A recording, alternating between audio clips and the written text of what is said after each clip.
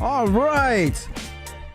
If you're just tuning in, today's special topic is Dark Arts of Negative SEO with our special guest, Garrett Acott. And I see my timer's not working now. at least you guys can hear me. You can hear me okay, right, Garrett? Yeah, I got you. All right. So what I'm going to do is in the first few minutes of the show, I go over a few videos, and I will go ahead and introduce you in about 8 minutes past 12. Let's do it. All right, guys. Let me go ahead and say what's up to people in chat while we have a few more minutes here.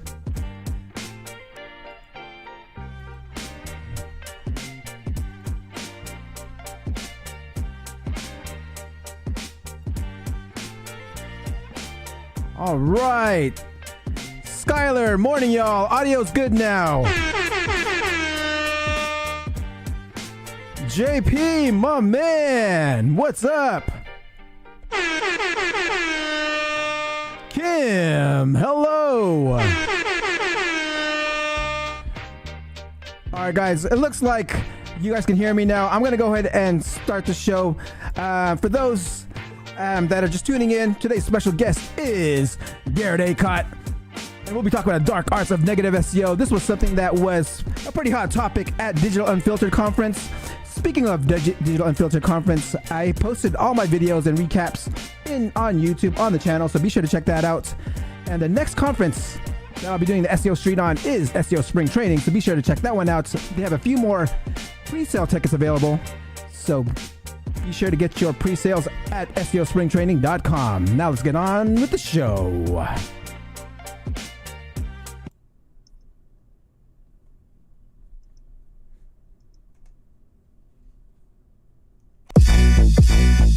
Yeah, hey, time to get it started, no delay, let's work.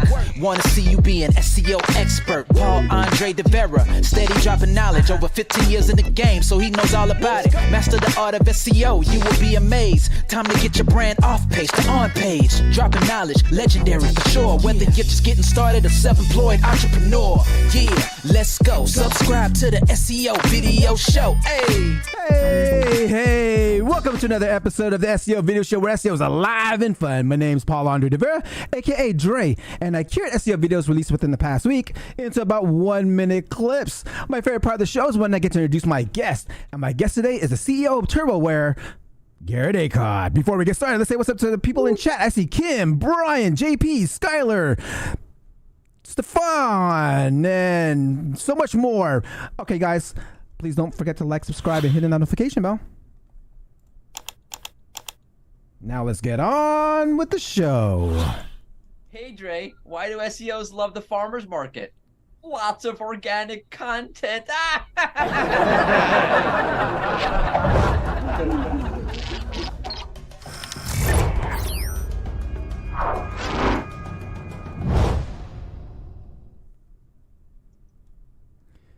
Does Google index PDF files saved to Google Drive that are not hosted on a website? Let's check this one out. Well, yes, Google can index public PDF files hosted on Google Drive. It's just another URL on a site. As with any URL, it can take anywhere between a few seconds to pretty much never to get these PDFs indexed. This confirms why Google Drive Stacks work so well, so be sure to check out last week's episode. I actually posted a list of all the files that are crawlable and indexable by Google. Be sure to check that out in the link description below. All right, Google Business Profile Listings social media update. Chris Ballmer shows us where to add them. I will take you inside of a Google Business Profile, and what you will want to do is type in your business name.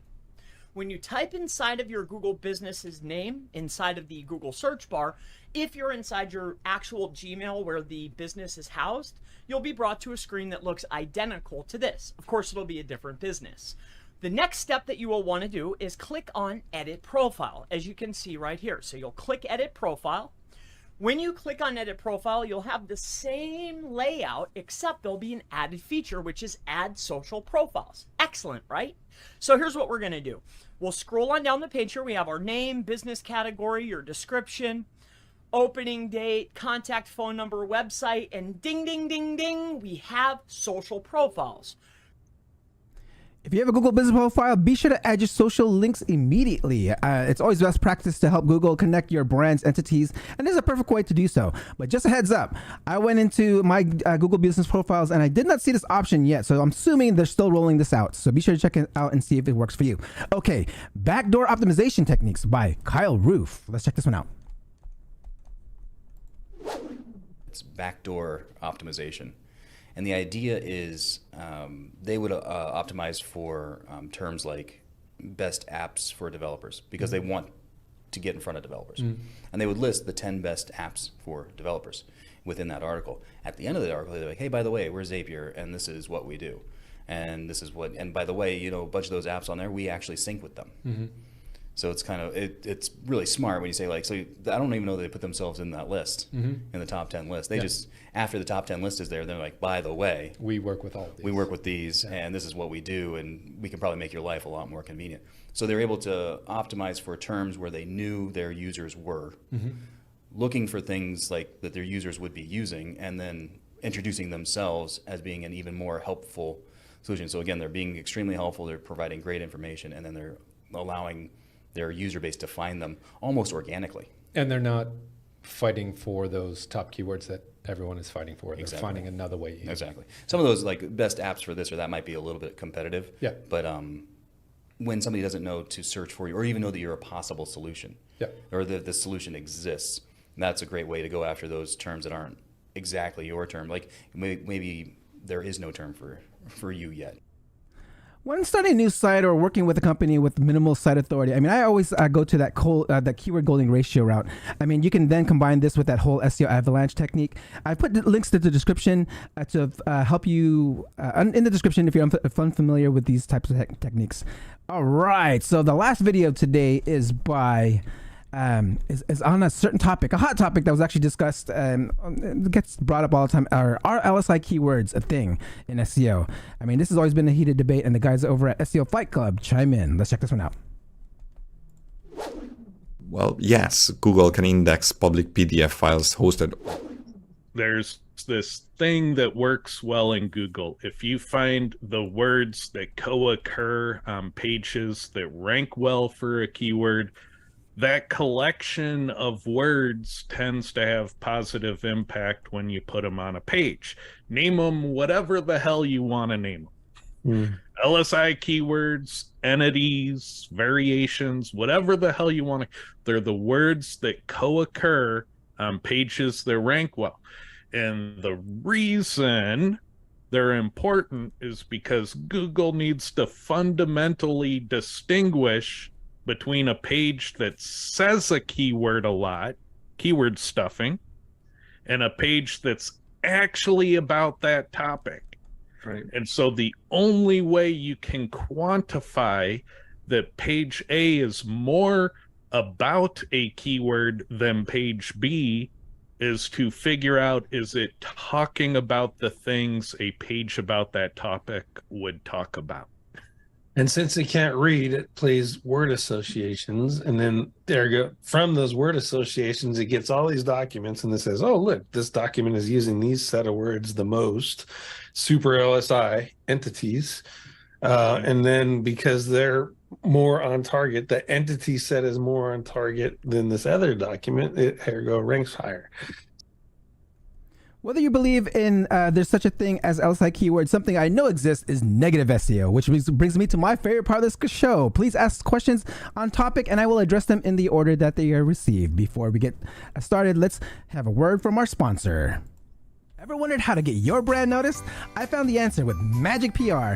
Thanks to Magic PR, my brand now reaches over 300 plus premium news and media outlets. I've seen my news on AP, Bloomberg, Yahoo News, and many more. And it's not just about visibility. With Magic PR's unique SEO process, I've noticed incredible boost in traffic to my site and improved local and organic rankings. From crafting the perfect press release to building a powerful SEO campaign, Magic PR is always there for me.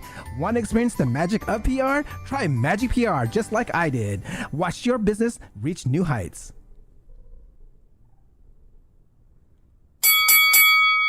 Garrett has been involved in internet marketing SEO since 1998. He's an authority in business hacking methods utilizing negative SEO. He manipulates search results to affect primarily brand-based search results positively and negatively. He currently is putting most of his time towards Skunk.tech, the first and still only SEO agency to have the balls to admit that they use negative SEO in their campaigns. He is the CEO of Troubleware, the parent company of CTR Booster and Session Splitter. Please welcome Garrett Acott.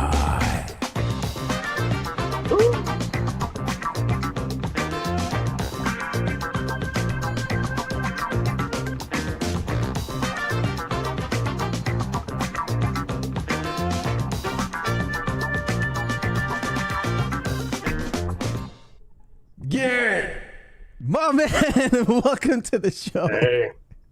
Welcome. Thank you, everyone. Let's give a round of applause.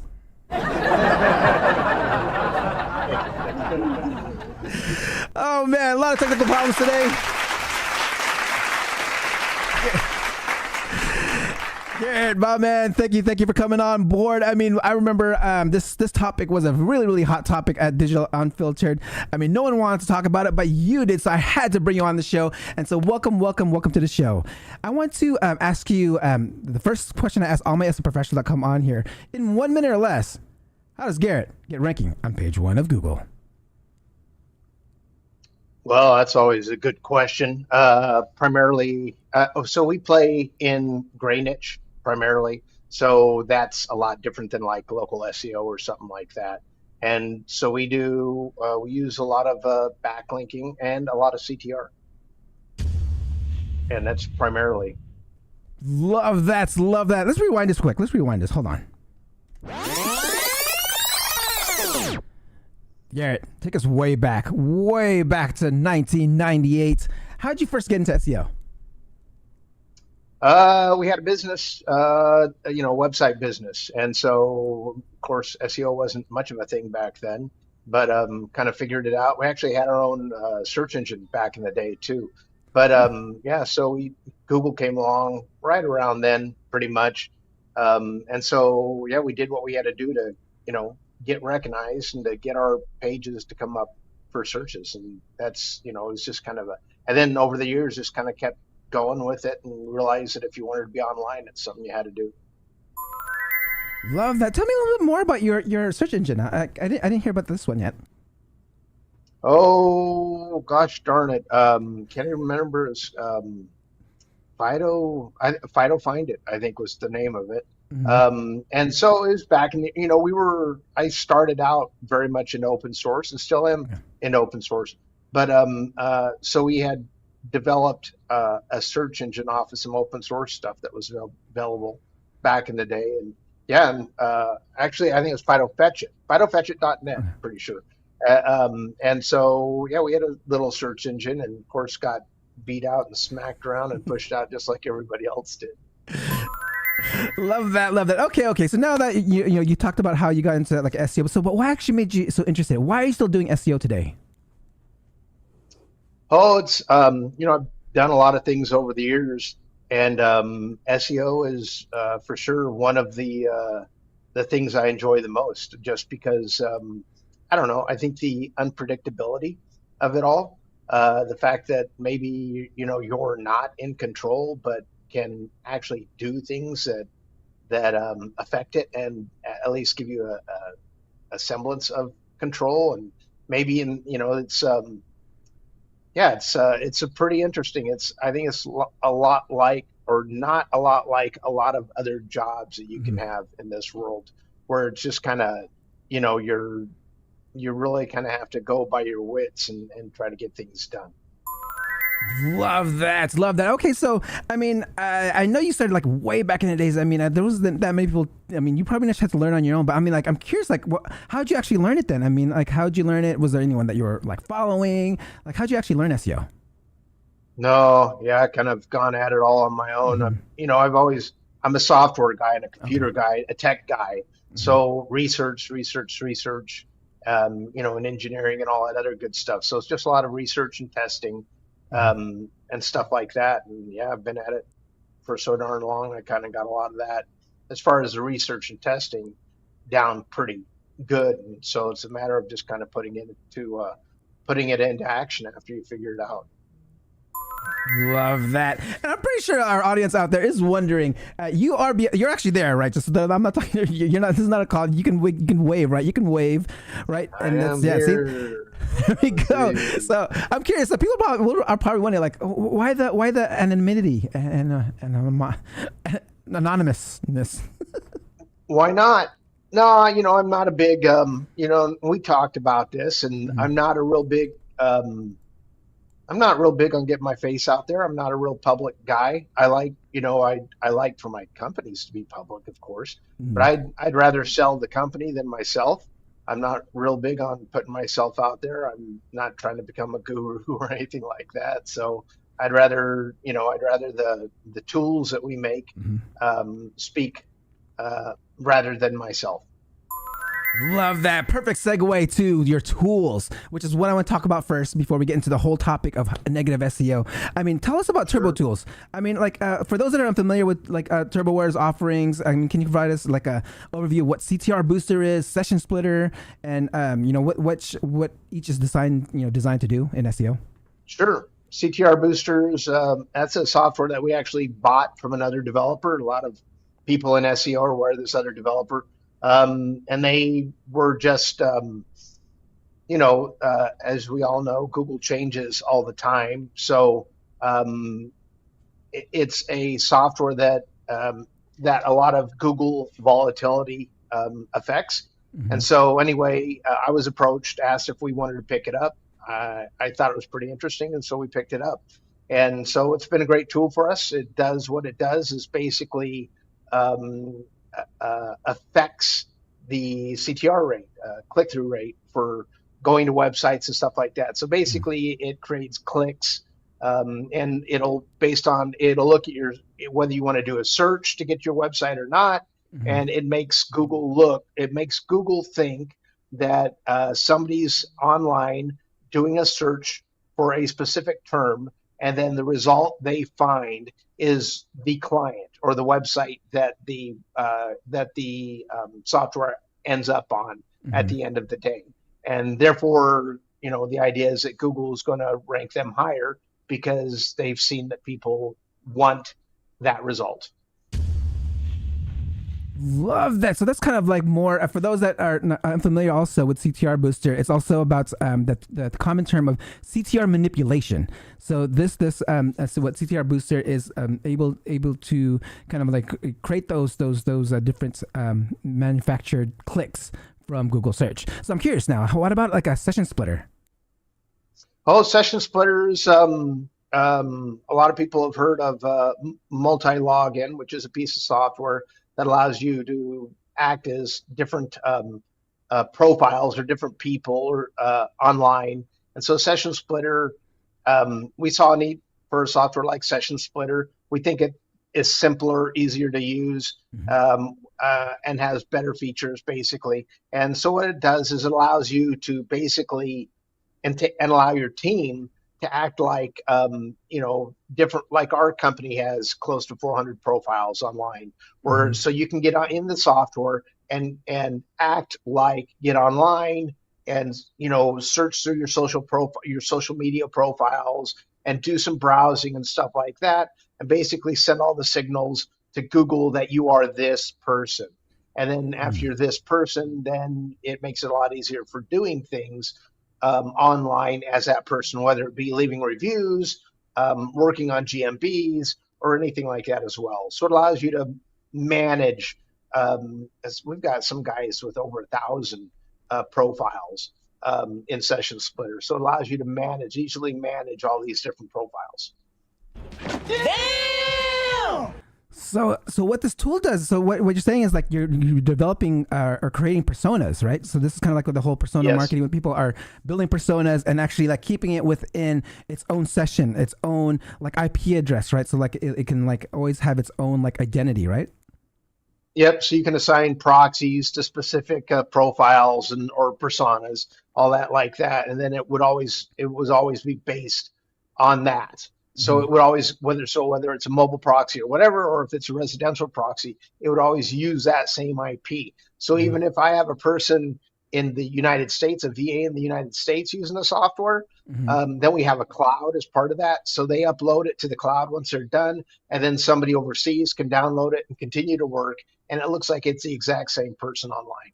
Oh, interesting. So these tools seem a little sneaky. I'm curious, like, so what are these considered like? What if you someone would say like these seem like black hat tools? I mean, what would you classify your tools as? I don't know. I'm not a big white hat. I don't think I'm one of the guys who doesn't think there is anything truly white hat out there.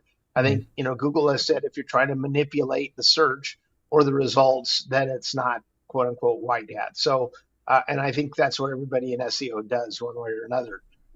Certainly, they could be considered gray hat, and some people without a doubt would consider them black hat.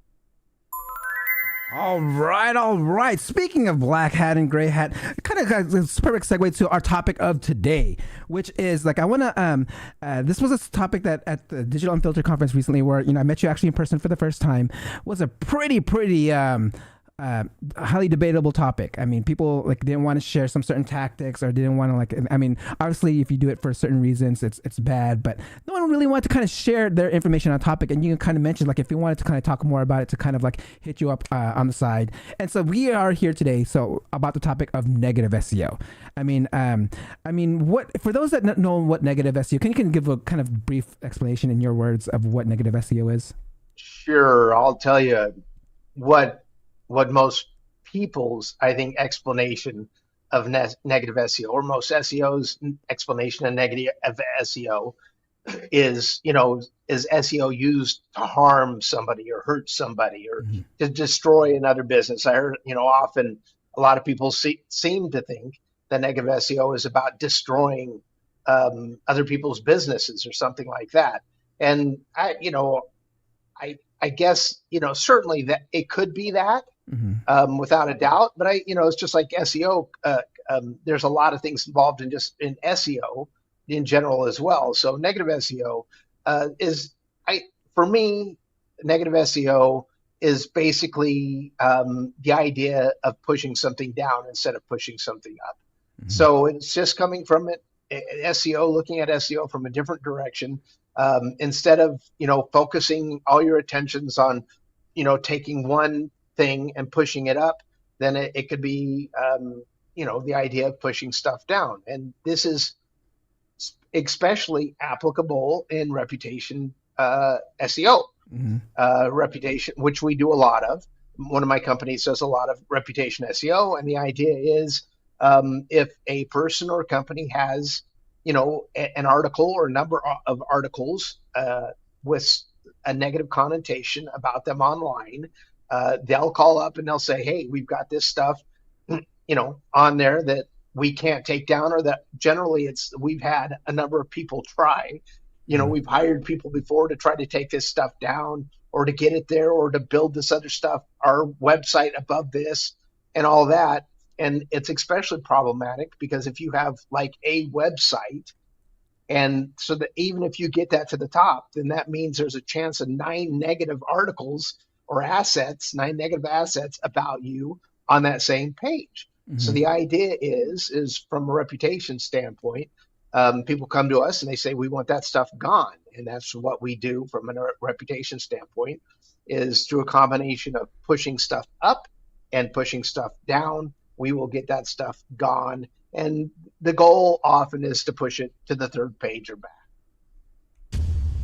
Love that. So guys, I mean, negative SEO can be also kind of classified as almost like even reputation management, because you are pushing things down, pushing listings up and down. I'm curious now, like, I mean, so like with pushing things up and down, I mean, so what are some of the most common tactics employed with negative SEO that business should be aware of? I mean, the good and the bad, those kind of like maybe the security wise. What are the things that you know of? Sure. I mean, so there are a lot of things that could be used generally. The reality is often they're not used. I probably 99% of what people describe as a negative SEO attacks against their website aren't that at all. I mean, we've gone and seen and talked to other people who have seen these so-called negative SEO attacks, And generally, a number of times it's because people screw up their own website. That's one thing. And then, and generally it's just a bad SEO, whether they're doing, some bad interlinking themselves, or they've got some bad schema on their site, or they've just got some horrible on page and they've made some changes maybe in their hosting recently. A lot of times, if anything negative happens to somebody's, you're always looking for a boogeyman, I think, especially in this day and age. And so if something negative happens to their website, they automatically assume that it's negative SEO. And 99% of the time, it's not negative SEO. It's just that they're not exactly sure of what's going on with their own SEO practices. Love that. So I want to get more to kind of like more tactical on certain things, like what you probably think people are doing. Because I mean, in my knowledge of what I think, also it is like you're probably mentioning is like, I may think like, okay, let's send a bunch of like adult links, like casino links to a site, and maybe they'll push it down. Sure. Oh, let's do a DDoS attack on the site and crash the site so they're off for like maybe a few days and their rankings tank. What are like some like other like tactics? Am I what I saying kind of true in negative SEO, or I mean like and can you expand on it and any other tactics? Sure. That people should be aware of? I wouldn't classify DDoS as negative SEO first off, and that's illegal. So, and we don't do stuff like that, and we don't hack websites and stuff like that. So other people, I think, believe that negative SEO is hacking websites and stuff like that. So that's not. But the porn links and stuff like that certainly could be classified as negative SEO, but that stuff doesn't really work so much anymore, not as well, at least. One thing that does work, if you know how to do it, is taking negative or bad neighborhoods, what Google classifies as bad neighborhoods online, and then through one of the things that we've taught in the past, or not really taught, but that we've shown when I've given a conference spoke at conferences, is what we call the poison well method, which is poisoning the tree structure, the tier structure of a website with bad neighborhood links. So links from what Google classifies as bad neighborhoods. And that will, it will basically, you're just associating the website with other bad neighborhoods, and eventually Google will associate that website as well. Love that. So how do you find these bad neighborhoods?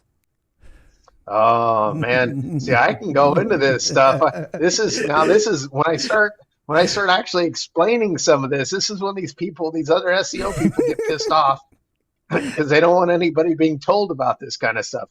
But I'm happy to talk about it if that's what we really want to do. Oh yeah, let's do it. All right, let's get into it. So the bad neighborhoods they used to be a lot harder to find. You used to have to get the not safe for browsing list from Google, from Chrome, Firefox, other browsers, and it wasn't easy to get that full list. But now you can go to GitHub and actually get list of basically sites that are considered malware, phishing sites, all this stuff like that. And then also basically what is the quote unquote shit list for the firewall vendors. So firewall vendors keep this massive list as well of basically all these websites that they consider bad because the corporate world wants to stop their people from going to all these websites because they don't want to get their corporation infected.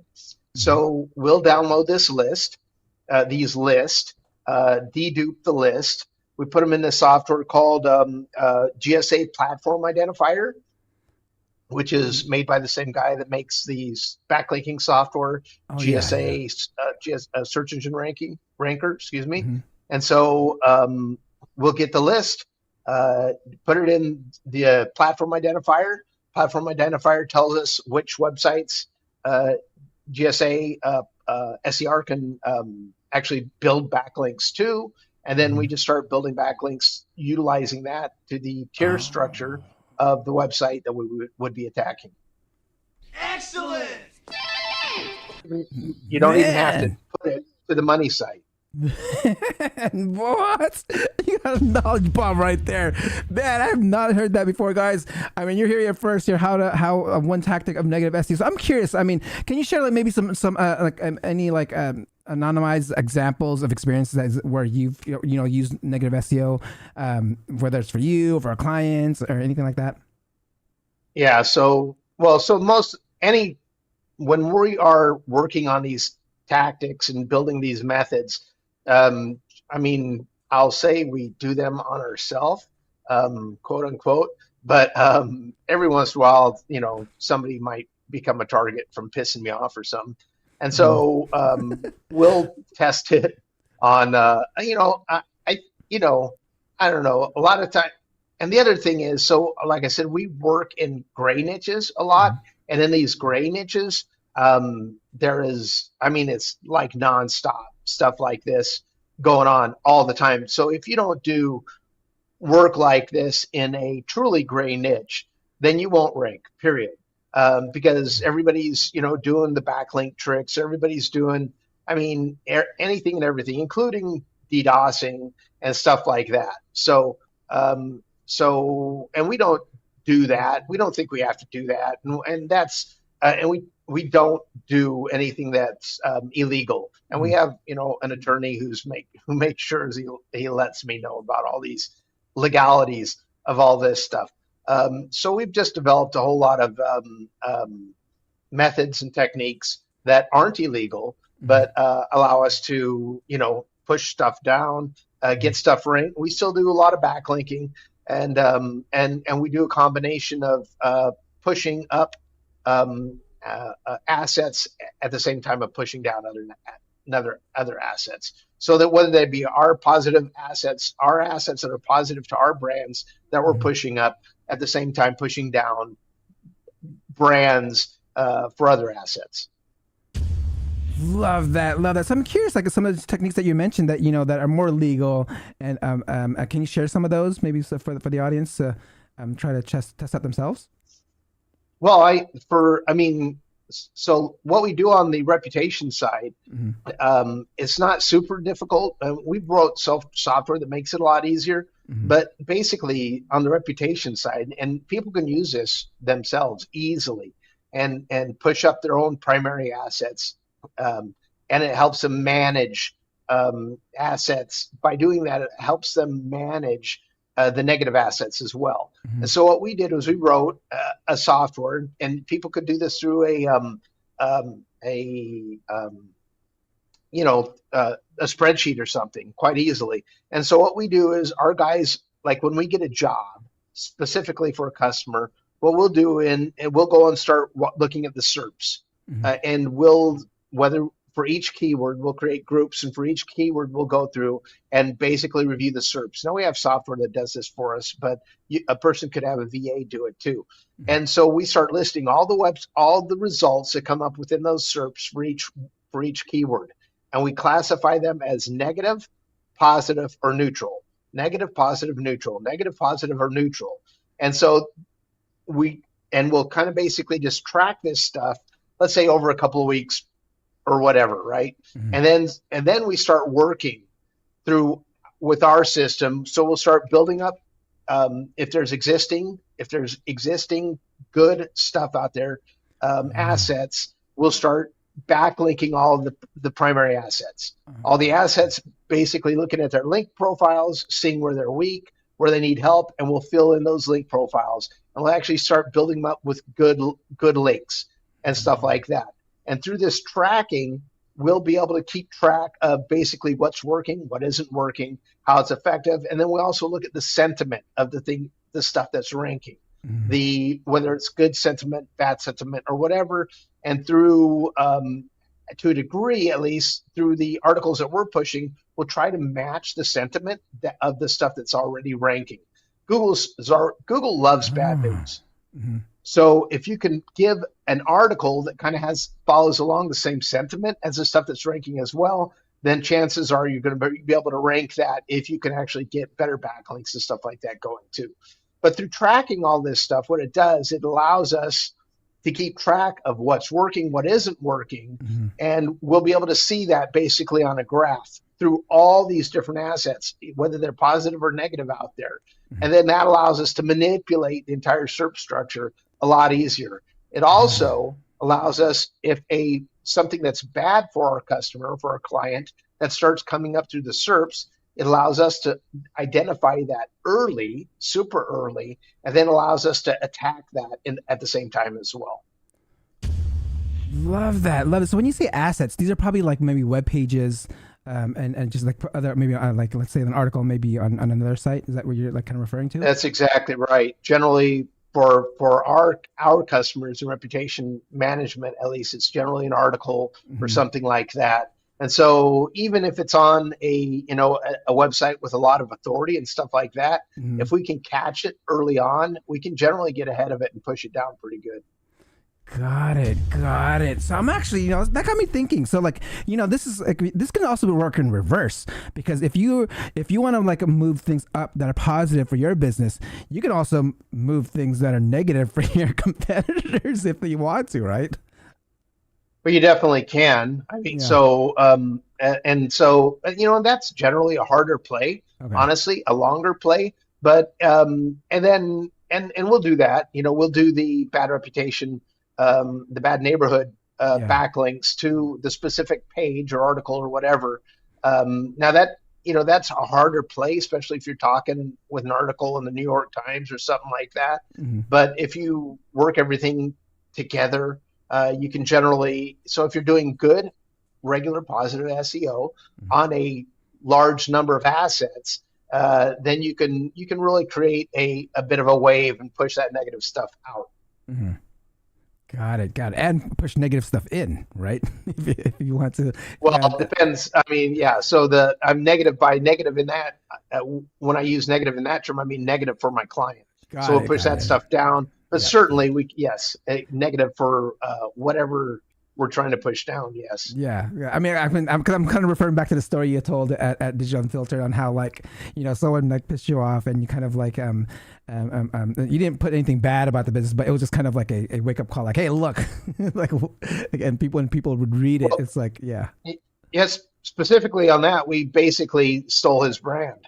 We just outranked him, for everything related to his brand. And by doing that, though, we utilized, the same sentiment in what we were trying to rank. And then also we used a lot of his own content on our site as well. And then just basically curated it, what they call curation, and then just put it in quotes. And we even referred to his website for the content. So he got a nice backlink from us too. Interesting. So by using the same of his content, was that any benefit of like getting yours ranked above his by using his own content? Yeah, I think so. We basically, we curated his content. His content was already ranking. So basically we did just to a large degree, took everything that he had and actually just made it a little better.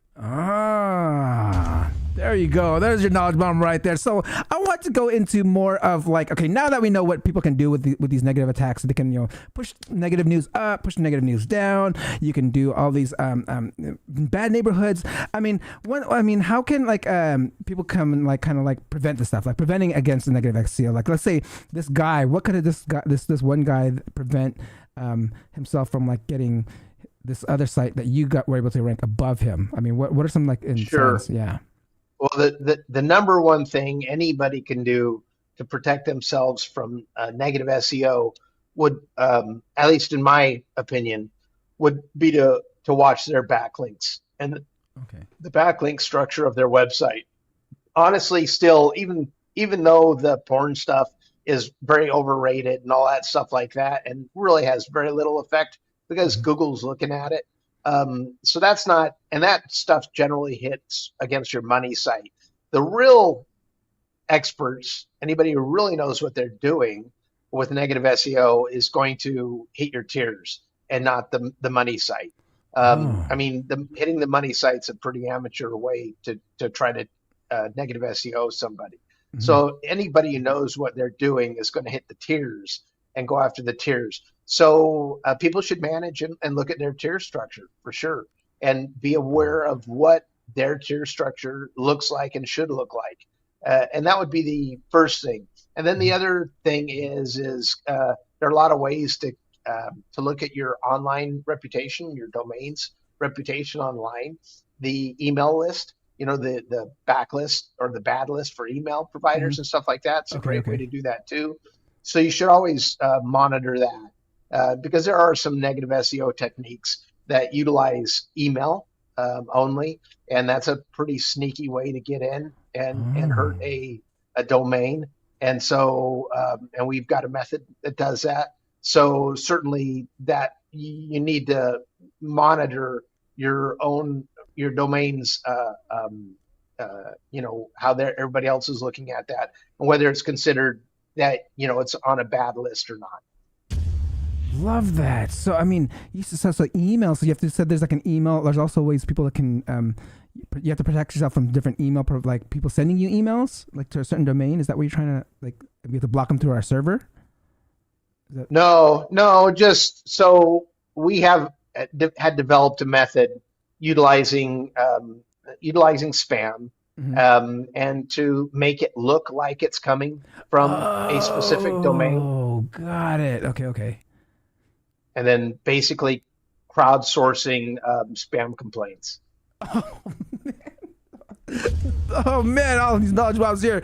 All right, got it. Okay, so I mean, is there? So I mean, with you're taking a look at these tiers and stuff like that. So I mean, are you thinking about like saying disavowing these links again then, or like is that something that you do? So the nice thing is if you're paying attention to your tiers, you can.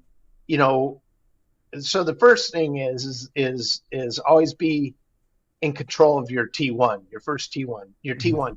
Everything pointing to your website, you should be in control of that one way or another. And if you're not, then you kind of got to wonder what's going on. But generally, the ones that you should be in control of are the ones that you should be able to be in control of as well. And so if somebody's gutting your tiers, then you can always kill. All you have to do is kill that T1, those T1 links or whatever. So that's always a good way to handle that. I'm not a big fan of disavow because I think there's other ways to handle disavow stuff and stuff like that. But just watch your tiers and then have a professional help you out. An SEO that actually knows what the heck they're doing. That's the other thing. A lot of people aren't doing that. Love it. Perfect segue to like recovering from negative like SEO attacks. Say you got hit already, and now like your site's down there. I mean, once a business realizes that they got hit by negative, what some steps should they do? Like before they can, if they can want to work on it before contact a professional like yourself. Well, certainly. Certainly look at the tier structure and try to clean that up any way they can.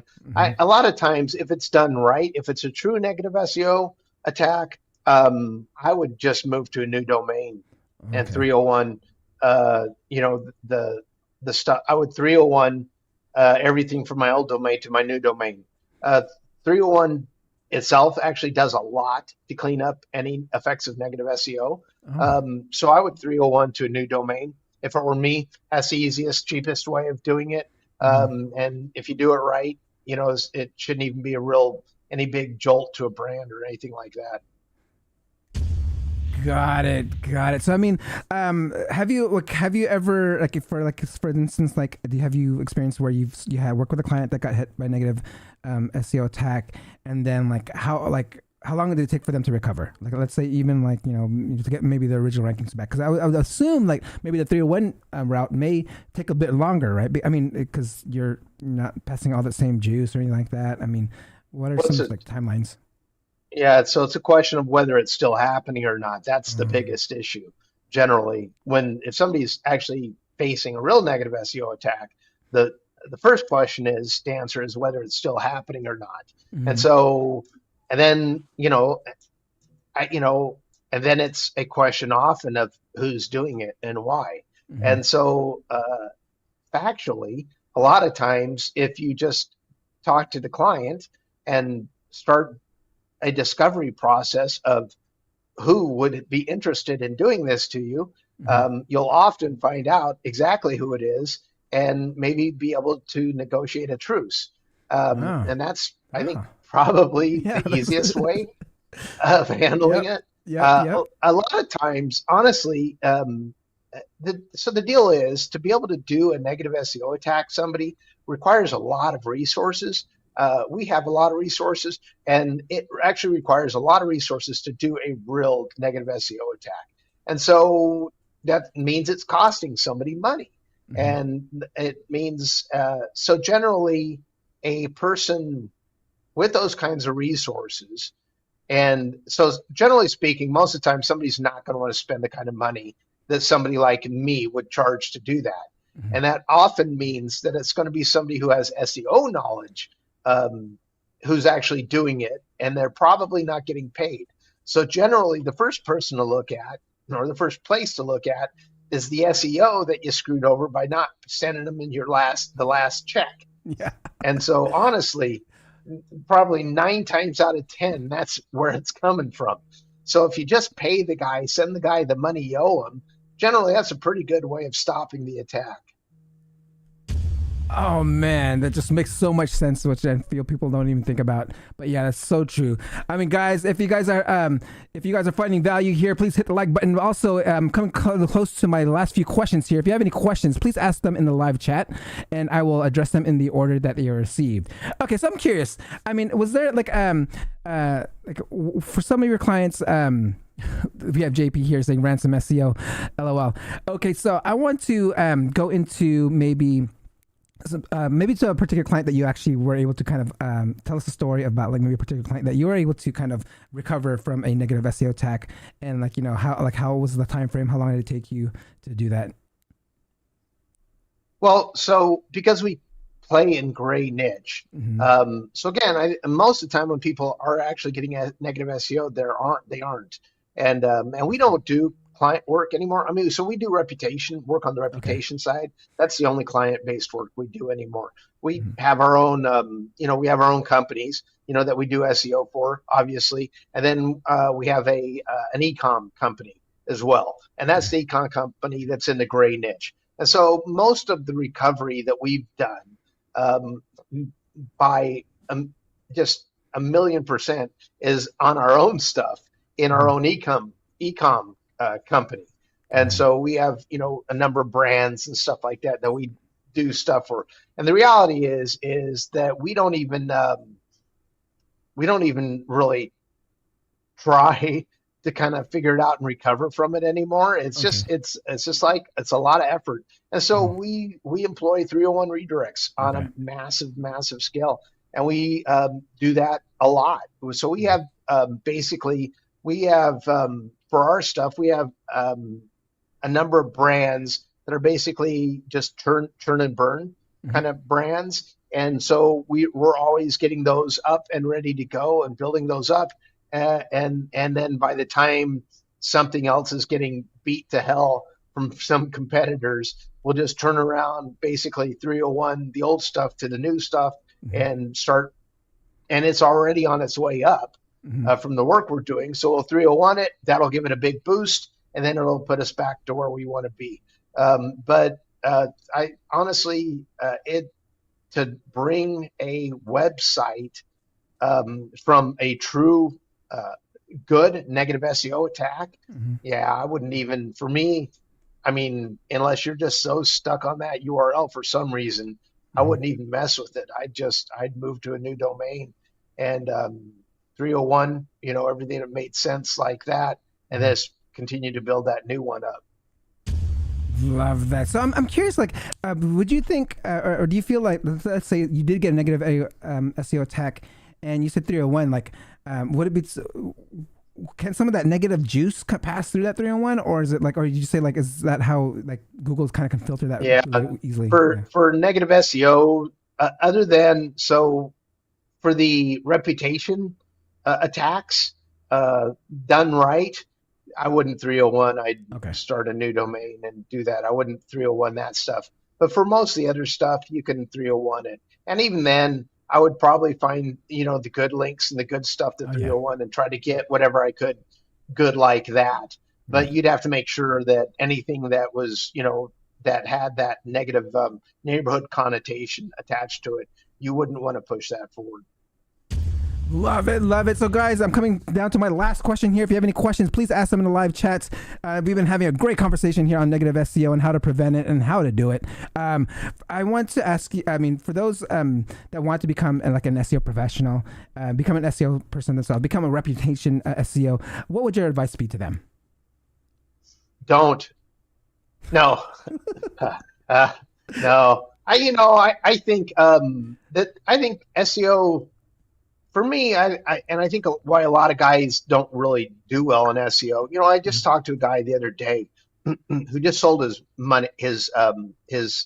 company. It wasn't an SEO company; it was a physical company. But he'd done his own SEO and stuff like that, and that's all he focused on. That's all the focus SEO he focused on, and by focusing on nothing but that specific niche and that specific company, he was able to grow that and sell it. So the point for me is like, I don't be all over the board. I think see if, kind of pick a lane and see if you can become the master of that lane and do very well in that lane. I mean, that's where we've done very well is, through gray niche SEO. I mean, that's been our lane. We've done gray niche SEO very, very well. And so I think kind of pick a lane, don't be a master, the jack of all trades, kind of figure out what you're really good at or what you really want to be good at and focus on that and become a master of that. And I think you'll succeed very well like that. You'll find a good lane for yourself that maybe other people aren't necessarily in as much as well.